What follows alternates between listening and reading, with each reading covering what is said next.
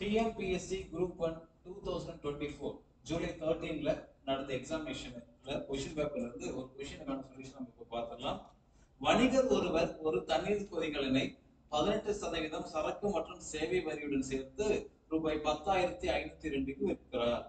தண்ணீர் கொதிகலனின் சரக்கு மற்றும் சேவை வரியை காண்பாங்க. டாக்ஸ் மட்டும் எவ்வளவு சொல்லி கேட்கிறாங்க. ஓகேங்களா? என்னன்னா ஒரு தண்ணீர் கொதிகலனை வந்து 18% ஜிஎஸ்டியோட சேர்த்து இந்த ரேட்டுக்கு வாங்குறாங்க.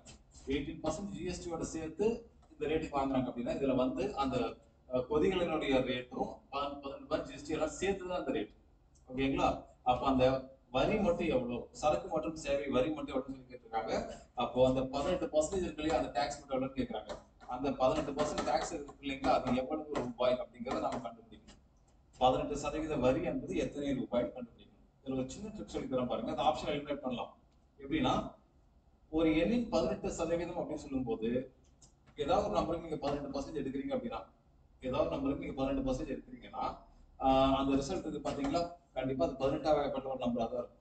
ஒரு நம்பருக்கு நீங்க 18% எடுத்து எழுதிட்டீங்கன்னா அந்த ஆன்சர் செக் பண்ணீங்கன்னா அது 18ஆகப்பட்ட ஒரு நம்பரா தான் இருக்கும். ஏதாவது ஒரு நம்பருக்கு நீங்க 7% எடுக்கணும்னு வச்சுக்கோங்களேன், அந்த ரிசல்ட் செக் பண்ணி பாருங்க, அது 7ஆகப்பட்ட ஒரு நம்பரா தான் இருக்கும். அப்போ கொதிகலனுடைய விலைன்னு ஒண்ணு இருக்கு பாத்தீங்களா, அந்த விலைக்கு நான் 18% டாக்ஸ் போடுறேன். அந்த டாக்ஸ் அமௌண்ட் என்னன்னு எடுத்து எழுதுறேன்.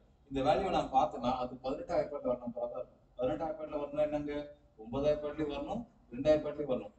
9 2 9 தானே 18. 9ஆகப்பட்டலயும் வரணும், 2ஆகப்பட்டலயும் வரணும். அது 2ஆகப்பட்டலயும் வந்தாதான் 18ஆகப்பட்ட வரும். அப்போ இந்த நம்பர் அப்படிங்கிறது 9ஆகப்பட்டலயும் வரணும், 2ஆகப்பட்டலயும் வரணும். அப்பதான் 18ஆகப்பட்ட ஒரு நம்பரா இருக்க முடியும். அப்போ நம்ம ஆப்ஷன்ல எது 9ஆகப்பட்ட வரும்னு சொல்லி செக் பண்ணலாம். 8 1 9 2 11 எல்லா டிஜிட்டையும் கூட்டி பாருங்க. 1 + 8 + 0 + 2 அப்படின்னா மொத்தமா 11 வருது டோட்டல். 9ஆல் வகுப்படும் தன்மை எல்லாருக்கும் தெரியும் இல்லையா? அந்த எண் ஒரு எண்ணின் இலக்கங்களின் கூடுதல். எல்லா டிஜிட்டையும் கூட்டினா 9 18 9ஆகப்பட்ட வந்துச்சுன்னா அந்த 9ஆகப்பட்ட வரும். பாருங்க, 1 + 8 + 0 + 2 11 வருது. அதனால இது 9ஆகப்பட்ட வராது. இங்க 1 + 6 + 2 + 0 எல்லாத்தையும் கூட்டினா வருது, 9 வருது. அதனால இது 9ஆகப்பட்ட வரும். இங்க 8 2 10 1 11 11 வரனால இது 9ஆகப்பட்ட வராது. 1 + 6 7 2 9 இது 9ஆகப்பட்ட வரும். எல்லாத்தையும் கூட்டி பாத்தீங்கன்னா 9 வருது இல்லையா? 1 + 6 + 0 + 2. அப்போ இந்த ரெண்டு நம்பர் தான் 9ஆகப்பட்ட வரும். அப்ப இந்த ரெண்டு நம்பர் ஆன்சரா இருக்க வாய்ப்பே கிடையாது. இன்னொன்னு, மொத்த பணம், நான் அந்த பொருளோட விலை பிளஸ் வட்டி எல்லாம் சேர்ந்து என்ன ரேட் போட்டிருக்காங்க, 10,502. இப்ப இந்த நம்பர் 2ல முடியுது இல்லையா? அப்போ வட்டி அந்த வட்டி வந்து 2ல முடியிற நம்பரா தான் இருக்கும். அப்ப ஆன்சர் என்னங்க, இது டிக் பண்ணிக்கலாம். இது 2ல முடியாததுனால இது வராதுன்னு சொல்லிடலாம். ஓகேங்களா?